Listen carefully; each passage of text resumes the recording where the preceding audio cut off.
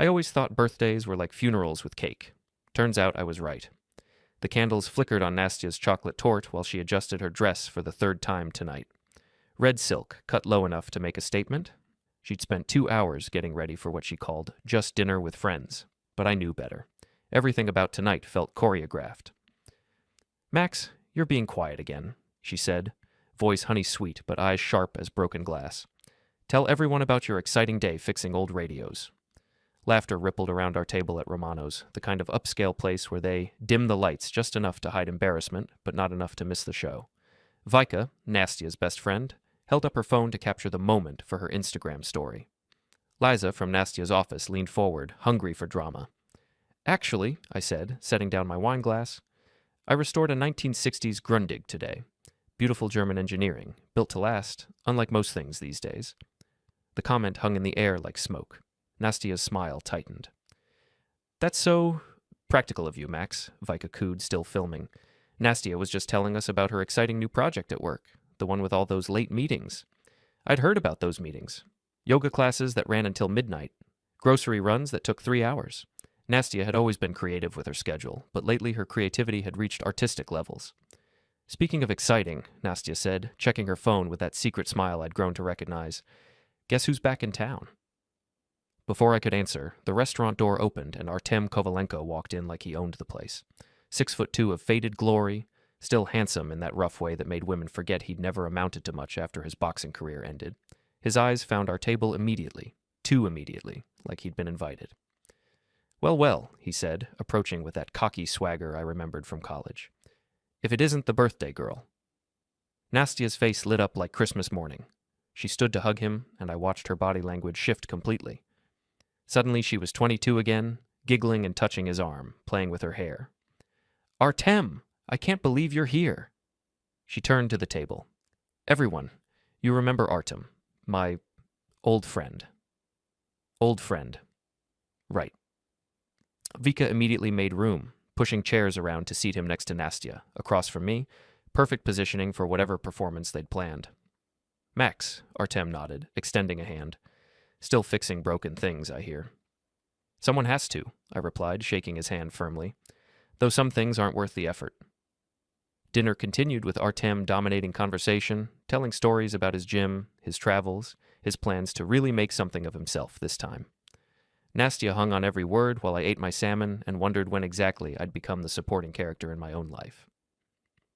The cake arrived with sparklers, 29 candles, though Nastia had been 29 for 3 years running. She made her wish with eyes closed, then opened them to look directly at Artem. "What did you wish for?" Vika asked, phone still recording. "Something I thought I'd lost forever," Nastia said softly. That's when she turned to me. The restaurant seemed to quiet around us, conversations fading to whispers. Even the kitchen noise dimmed. She leaned back in her chair, studying me like I was a problem she needed to solve. "Max," she said, voice calm and cruel, "I need to ask you something."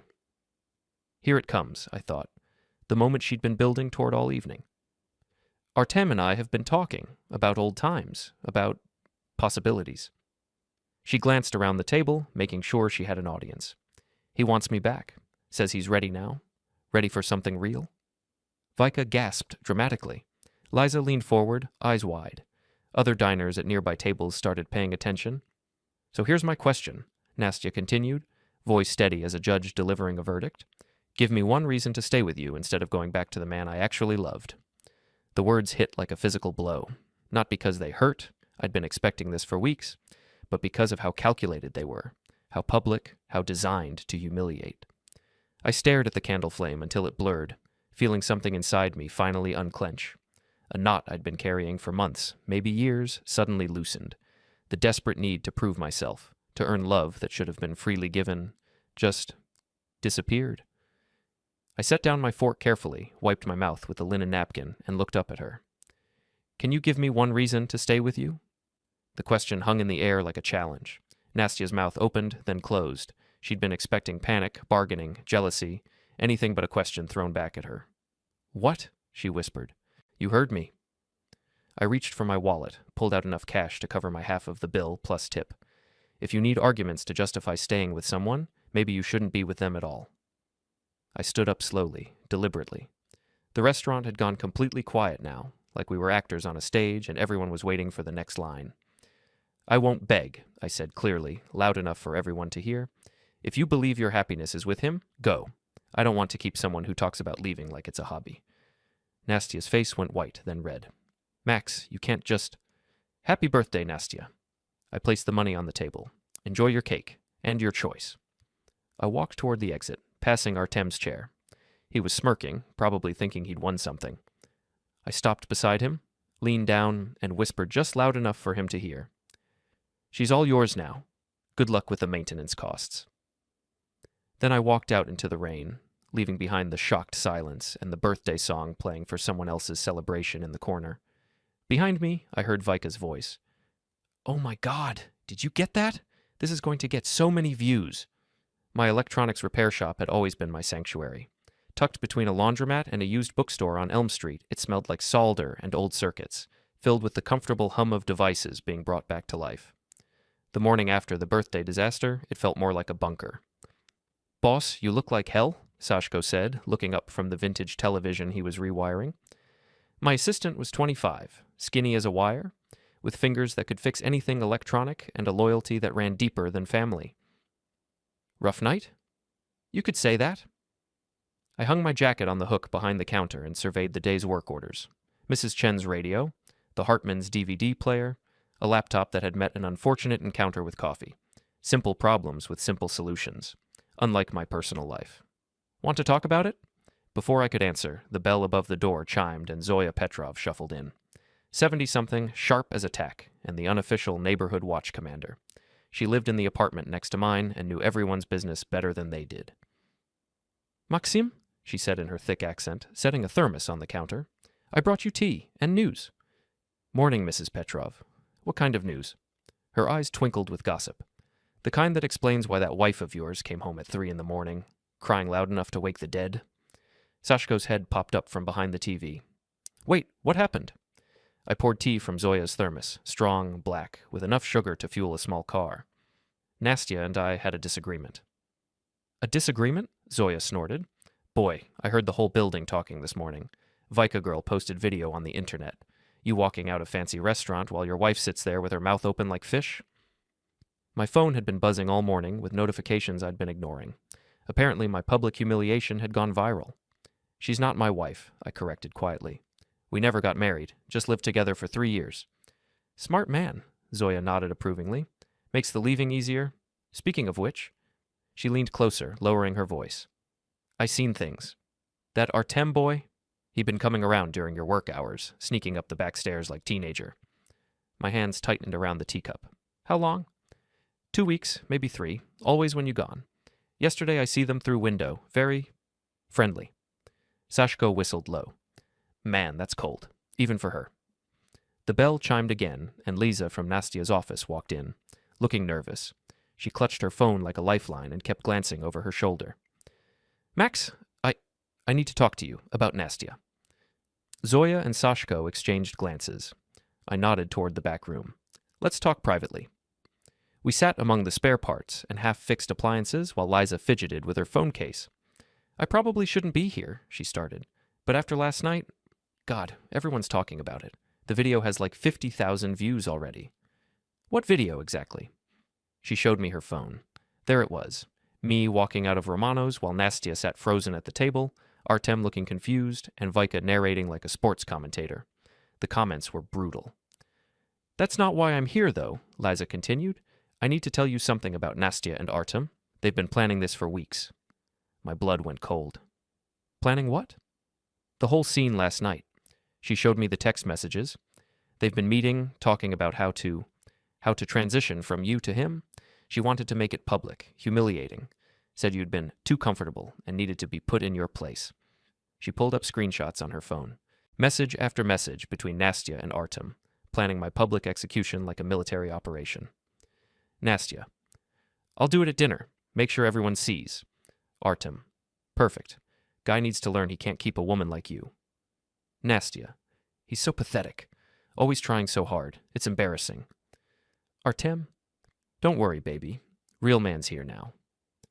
I read through them all, feeling something cold and hard settling in my chest. Not heartbreak. I was past that. This was something else, something sharper.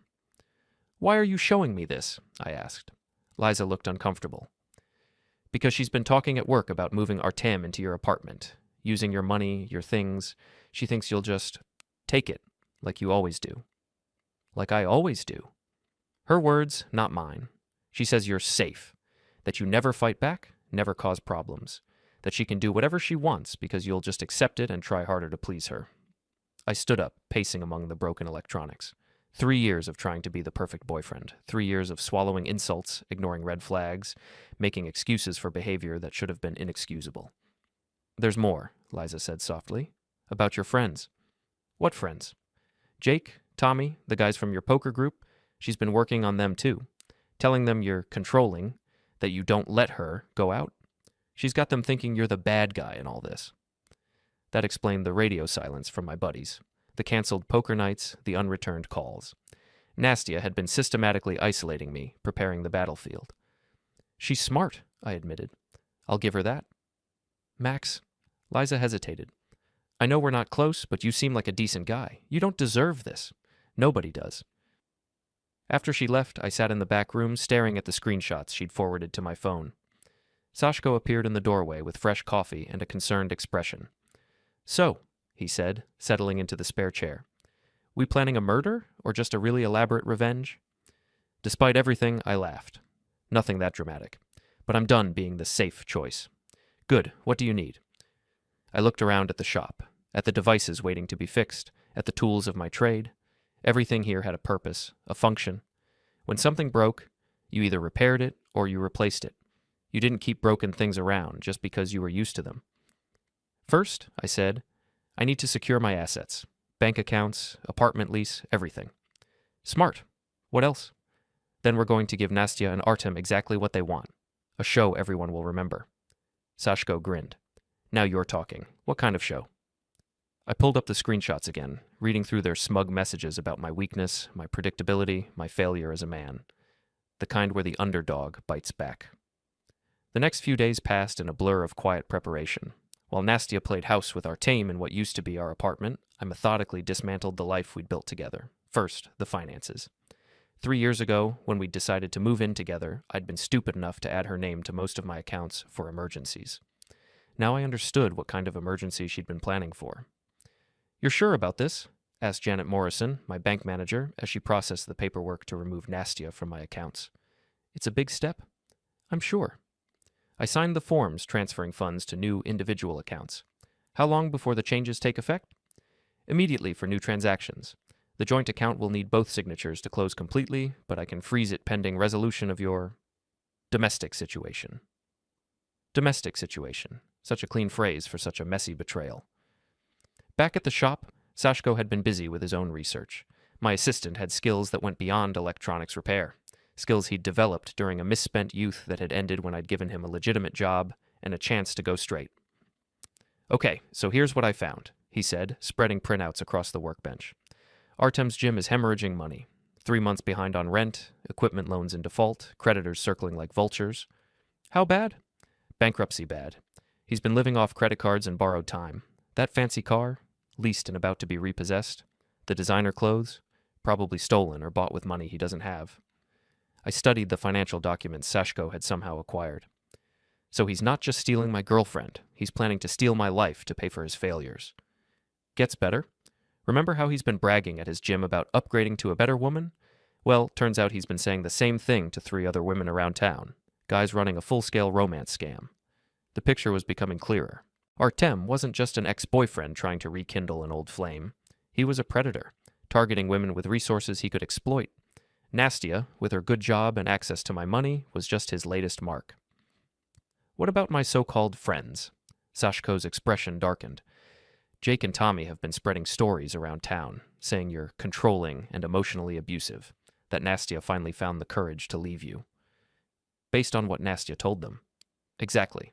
They're planning some kind of intervention, want to confront you about your behavior and make sure you leave her alone." I leaned back in my chair, processing the scope of the conspiracy against me. It was impressive, really. Nastia had spent weeks poisoning every relationship in my life, preparing the ground for my complete social destruction. When's this intervention supposed to happen? Tomorrow night, at Murphy's bar. They want to do it publicly. Make sure everyone sees them standing up to the abuser? Murphy's bar. The place where I'd spent countless evenings with Jake and Tommy, playing pool, watching games, building what I'd thought was genuine friendship. Now they were planning to ambush me there, turn me into a pariah based on lies.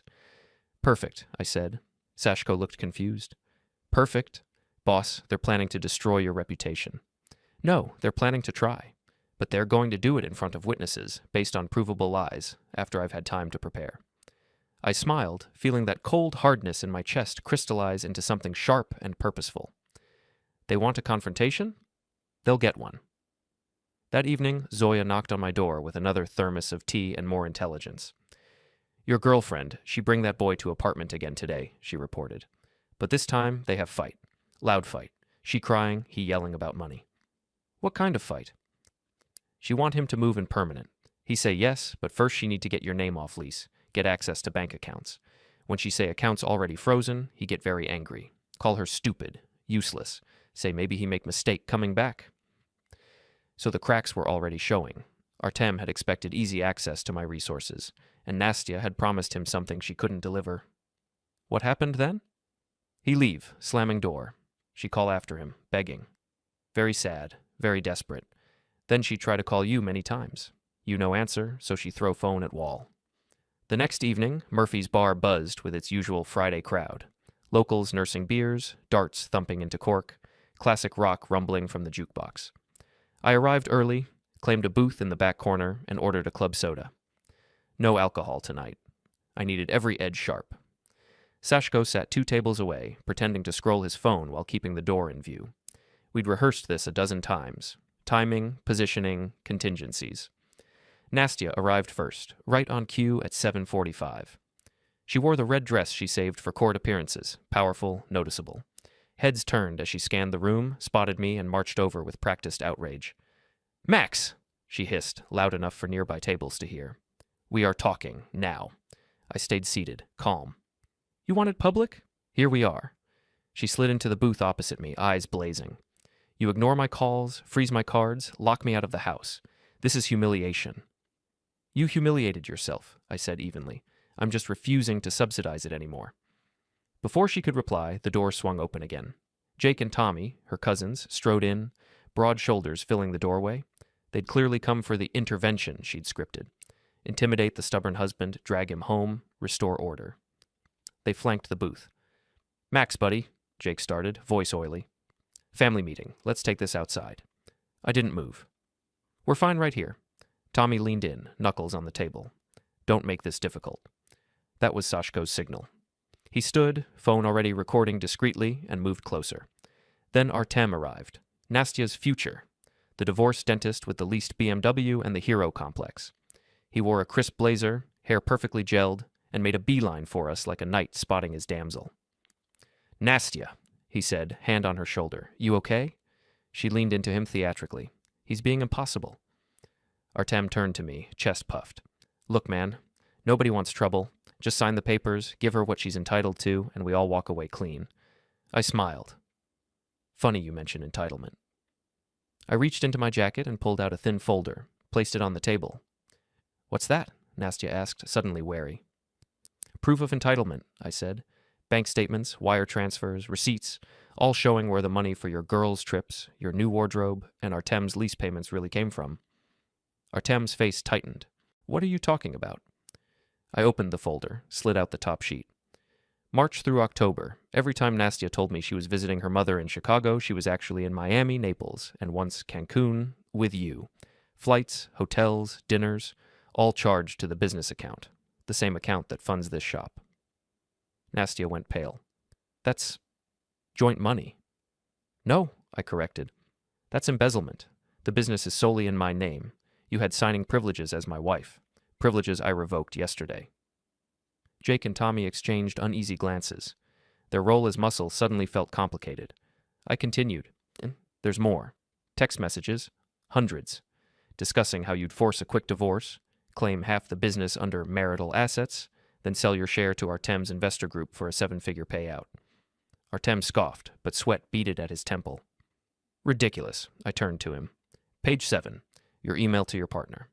Once she's free, we flip the shop for commercial development. Location is gold. Sent from your office IP, by the way. The bar had gone quieter. Phones were out. People recording. Nastya tried to stand. This is insane. You're paranoid. Sit down, I said quietly. She sat. I pulled out the final document. A cease and desist letter from my attorney, already filed with the county clerk, plus a criminal complaint for theft over $100,000 forwarded to the district attorney. Tomorrow morning, I said, the bank freezes every joint account pending forensic audit. Your cards are already dead. Artem's lease payment bounced this afternoon. Dealership called him at work.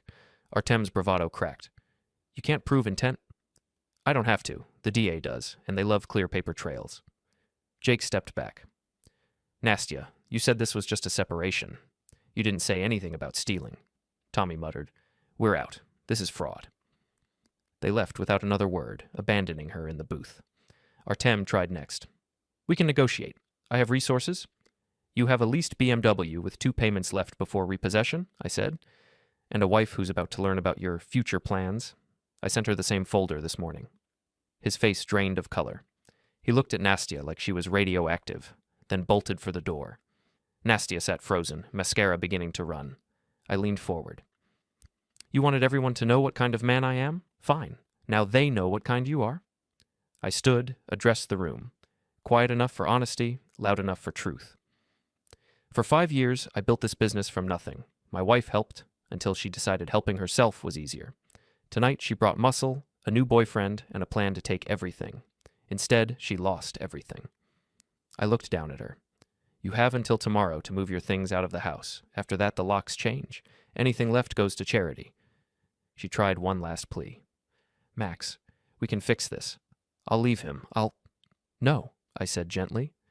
You don't get to rewrite the ending now that the credits are rolling. I walked out. Outside, snow had started again. Light, cleansing flakes under the streetlights. Sashko joined me on the sidewalk.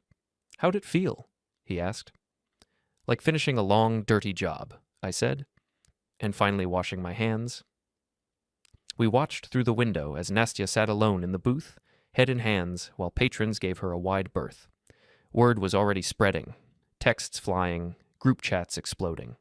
By morning, her social circle would shrink to the size of her lies. Artem would ghost her. Her cousins would pretend they barely knew her. The life she'd curated, brunches, vacations, the perfect Instagram marriage, would collapse under its own weight. I drove home to the house that was now truly mine. The shop would thrive without the slow bleed of embezzled funds. My credit was clean, my reputation intact, my future unencumbered. Some would call it revenge. I called it restoration. The snow kept falling, erasing footprints, quieting the world. Tomorrow, I'd open the shop early. There were engines waiting, honest problems to solve, customers who trusted me. Life, simple, hard-earned, mine, would go on.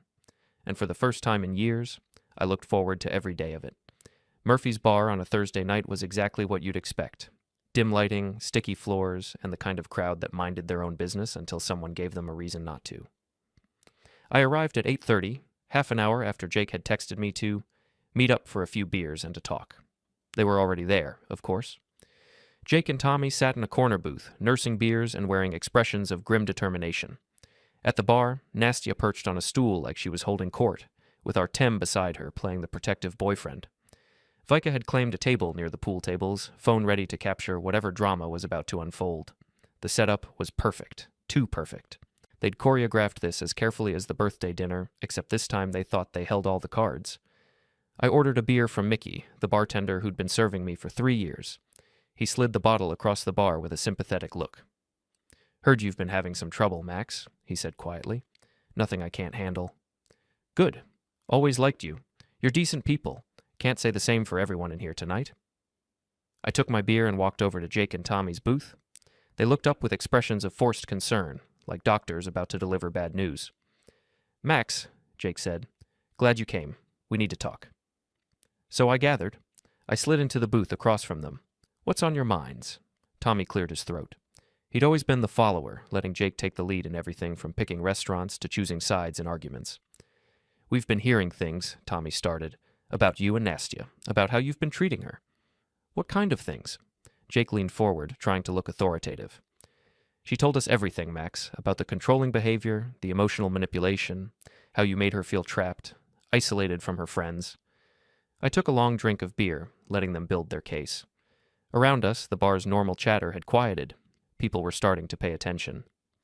She said you threatened her when she tried to leave, Tommy continued, that you told her she'd never find anyone better, that you'd make sure everyone turned against her. Did she now? I kept my voice calm, almost bored. What else did she say? That you've been monitoring her phone, controlling her money, making her account for every minute she's away from you. Jake's voice was getting louder, more confident. That's not okay, man. That's abuse. The word hung in the air like an accusation. Several people at nearby tables had stopped their conversations entirely. At the bar, Nastya was watching with satisfaction, probably thinking her plan was working perfectly. So what exactly are you suggesting? I asked. We're suggesting you get help, Jake said. Therapy, anger management, whatever it takes. And in the meantime, you leave Nastya alone. Let her move on with her life. Move on with Artem, you mean? Tommy nodded earnestly. He's a good guy, Max. He's been helping her through this difficult time, being supportive in ways that you weren't. I finished my beer and set the bottle down carefully. Then I reached into my jacket pocket and pulled out my phone. That's interesting, I said, because I have a different version of events. I opened the screenshots Liza had sent me and placed the phone on the table where Jake and Tommy could see it. This is a text message from Nastya to Artem, dated 2 weeks ago, before our breakup. It says, and I quote, "Max is so pathetic, always trying so hard. It's embarrassing. Can't wait to be done with him." Jake frowned, leaning closer to read the screen. That could be fake. Could be. Here's another one. I swiped to the next screenshot. Artem to Nastya. Don't worry, baby. Real man's here now. We'll get you moved into his place and you can clean out his accounts before he knows what hit him. Tommy's face was starting to change as he read. Max, I don't understand. Here's my personal favorite. I showed them the message where Nastya detailed her plan to publicly humiliate me at the birthday dinner. She calls it putting me in my place and making sure everyone sees what a weak little man I really am. The color was draining from Jake's face. These can't be real. They're real. I can show you the metadata, the phone records, whatever you need. But here's the thing, guys. I leaned back in the booth, speaking loud enough for half the bar to hear. You didn't ask to see any evidence before you decided I was an abuser. You just took her word for it and planned this little ambush. We were trying to help, Tommy started. You were trying to be heroes. White knights riding to rescue the damsel in distress. Except the damsel was playing you just like she played me. I stood up, pocketing my phone. The entire bar was listening now, including Nastya and Artem at the bar. Her face had gone pale as she realized what was happening. For 3 years I tried to be the perfect boyfriend, I said, my voice carrying across the room. I ignored the insults, the put-downs, the constant comparisons to her ex. I made excuses when she came home late, when she forgot our plans, when she treated me like a servant instead of a partner. Nastya slid off her bar stool. Max, stop. You're embarrassing yourself. Am I? Because from where I'm standing, you're the one who should be embarrassed. You spent weeks planning to publicly humiliate me, poison my friendships, and steal my money. Also, you could run off with a broke ex-boxer who's been running the same scam on 3 other women. Artem stood up, trying to look threatening. Watch your mouth. Or what? You'll hit me? In front of all these witnesses? While you're trying to convince everyone you're the good guy? I turned back to Jake and Tommy, who were staring at the phone screenshots like they contained nuclear launch codes. You want to know what real emotional abuse looks like? It's spending 3 years being told you're not good enough, not exciting enough, not man enough. It's having your girlfriend mock you in front of friends and then gaslight you when you complain. It's being systematically isolated and manipulated by someone who sees you as a resource to be exploited. Jake looked up from the phone, shame written across his face. Max, we didn't know.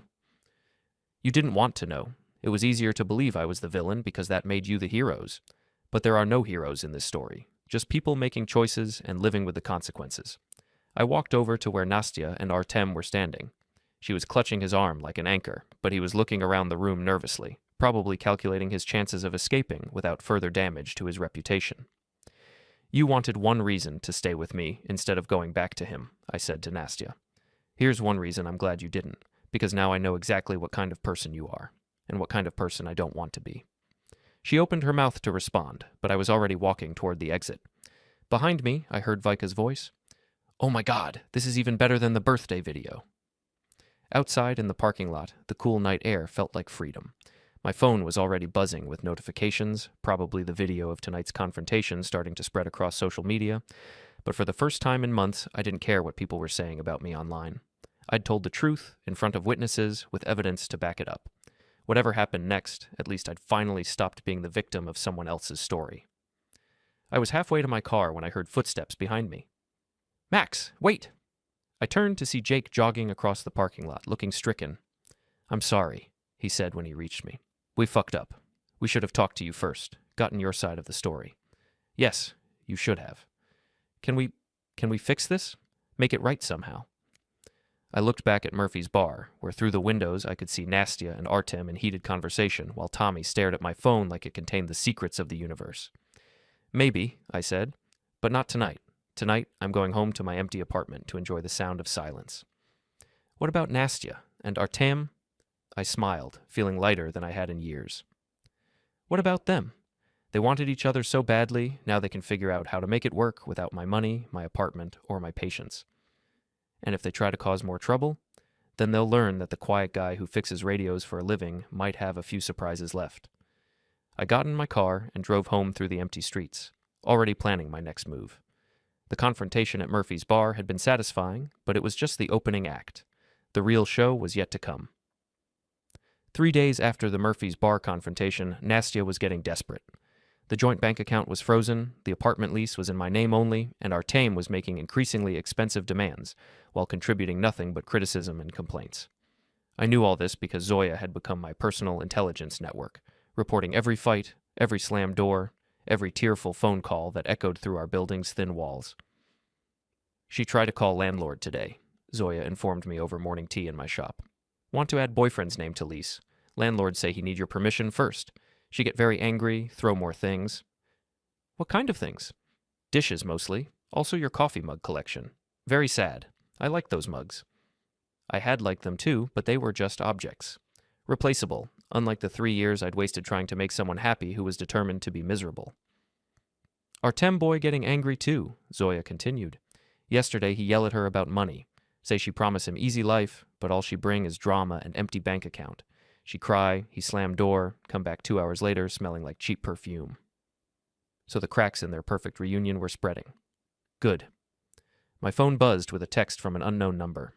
"We need to talk. Meet me at the construction site on 5th Street. Come alone. N." Sashko looked over my shoulder at the message. That's not ominous at all. She's running out of options. Desperate people do desperate things. You're not actually going, are you? I considered it.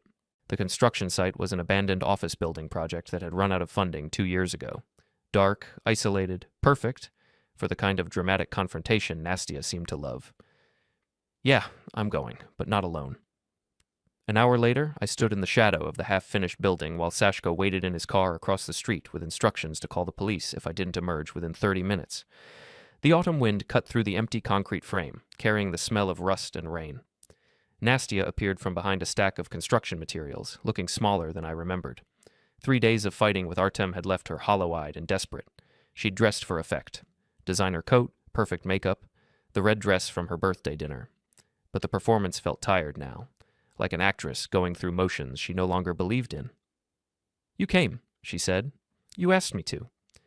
"I wasn't sure you would, after everything that's happened." I stayed where I was, keeping distance between us. "What do you want, Nastia?" "I want to explain, to apologize. I've made terrible mistakes, Max. I see that now. Do you?" She stepped closer, and I could see tears gathering in her eyes. Real tears, not the calculated ones she'd used so often during our relationship. "Artem isn't who I thought he was. He's using me, just like you said he would." "I never said that." "You implied it. And you were right. He doesn't love me. He just saw an opportunity, a way to solve his financial problems. When he realized I couldn't give him access to your money, he started looking for other options." The wind picked up, rustling through the empty building frame. Somewhere in the distance, a car door slammed. "I'm sorry that happened to you," I said, and meant it. "But it doesn't change anything between us." "It could. We could start over. I know I hurt you, but I've learned from this. I understand now what I had. what I threw away. She was closer now, close enough that I could smell her perfume, the same scent that had once made my heart race, that had filled our apartment for 3 years, that I'd been slowly forgetting. I love you, Max. I know I didn't show it properly, but I do. I always have. No, I said quietly. You loved having me.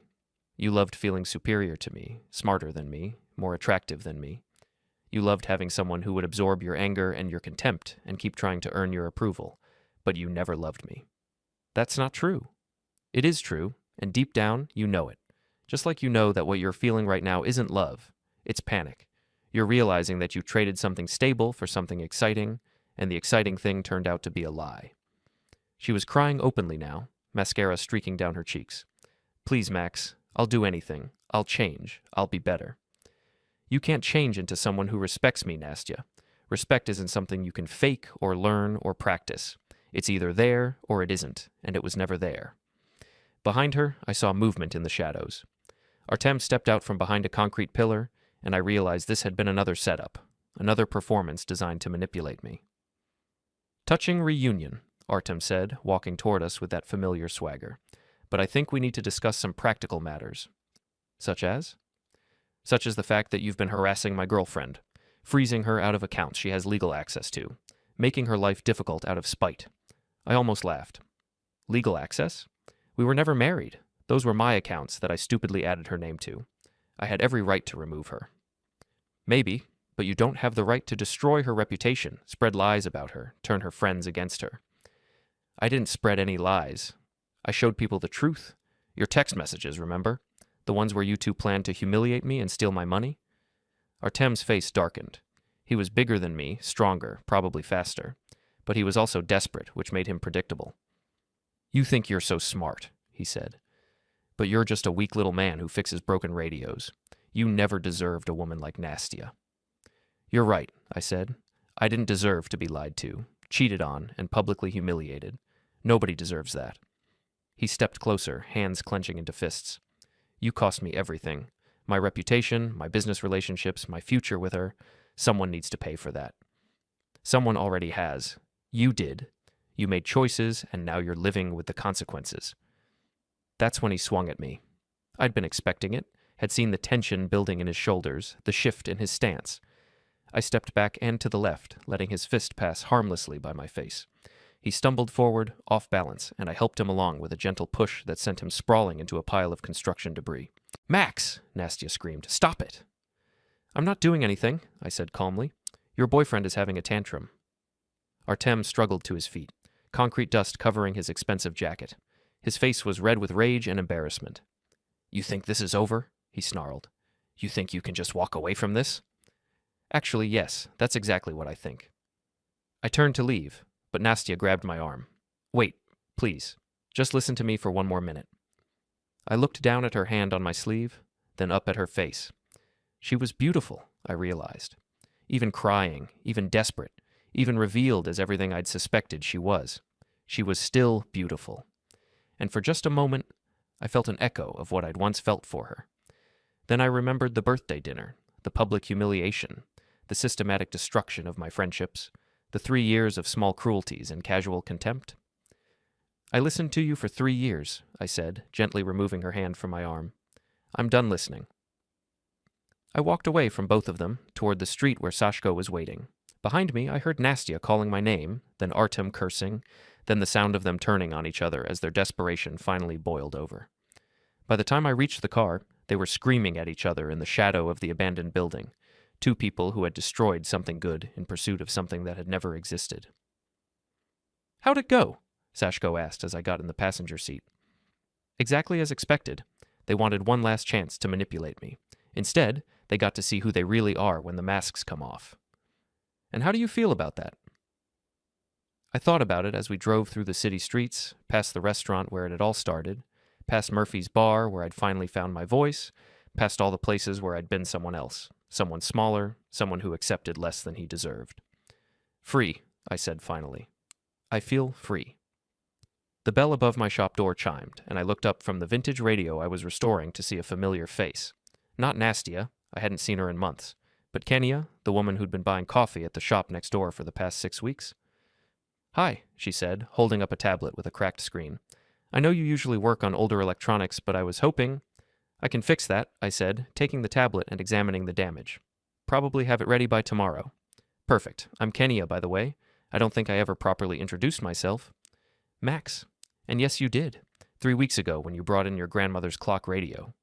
She laughed, a sound like wind chimes. Right. I'm usually better with names. Must be the stress from the new job. We talked while I filled out the repair order. She was a teacher, recently moved to town, still learning her way around.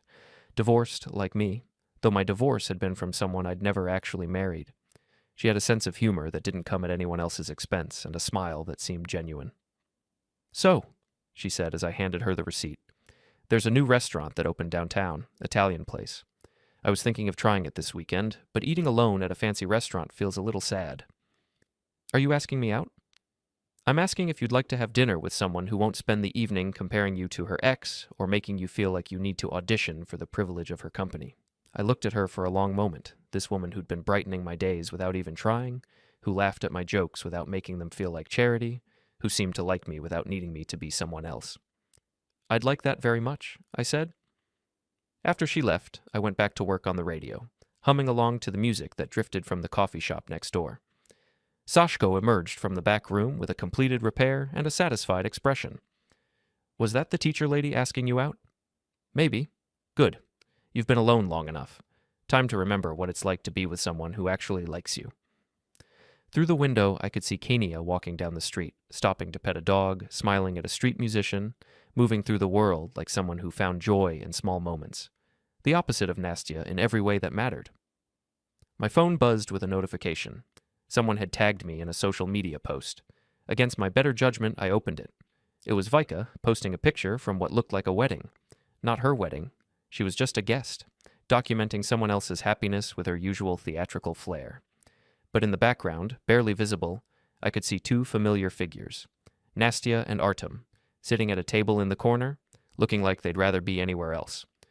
She was thin, too thin, wearing a dress that had seen better days. He was checking his phone instead of talking to her, his face set in lines of permanent dissatisfaction. The caption read, "Love wins, so happy for the bride and groom. Schofker blessed, Wurschenquad love happiness." But the real story was in that corner table, in the space between two people who'd burned down everything good in their lives, chasing something that had never been real. I closed the app and put my phone away. That was someone else's story now, someone else's unhappiness. I had work to do, a dinner date to look forward to, and a life to build with someone who understood that love wasn't supposed to be a competition. The radio crackled to life under my hands, filling the shop with music from another era. Outside, the sun was setting over a city full of possibilities, and for the first time in years, I was excited to see what tomorrow would bring. Kenia had asked for one reason to have dinner with her. I could think of 100 reasons to say yes.